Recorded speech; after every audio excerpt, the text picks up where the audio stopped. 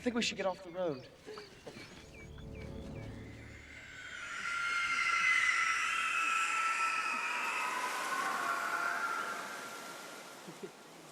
Get off the road! Quick!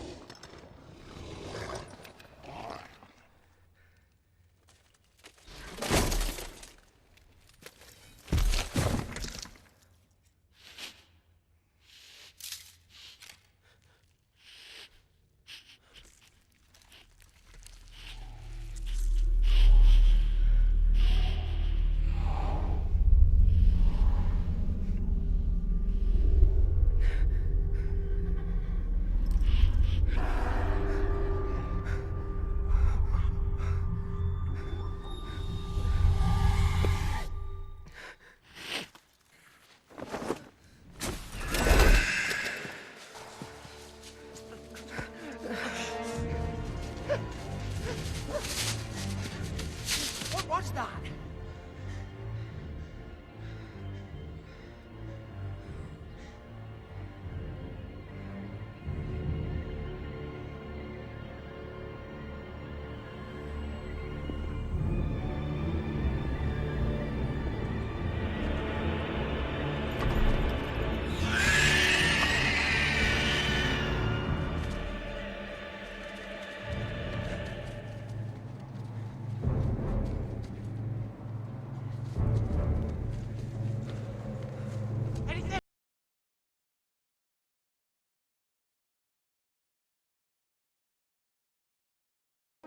I think we should get off the road.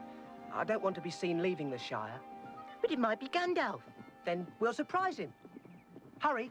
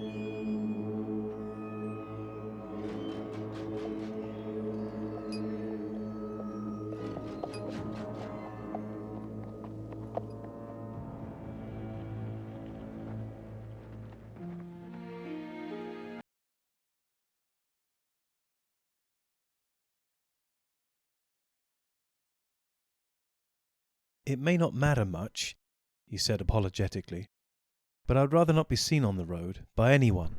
I'm sick of my doings being noticed and discussed. And if it is Gandalf, he added as an afterthought, we can give him a little surprise, to pay him out for being so late. Let's get out of sight. The other two ran quickly to the left and down into a little hollow not far from the road. There they lay flat. Frodo hesitated for a second. Curiosity or some other feeling was struggling with his desire to hide. The sound of hooves drew nearer.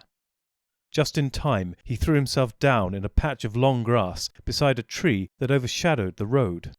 Then he lifted his head and peered cautiously above one of the great roots.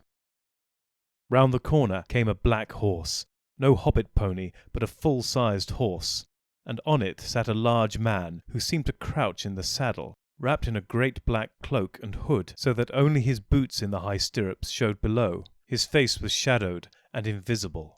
When it reached the tree and was level with Frodo, the horse stopped. The riding figure sat quite still, with its head bowed as if listening. From inside the hood came a noise as of someone sniffing to catch an elusive scent. The head turned from side to side of the road.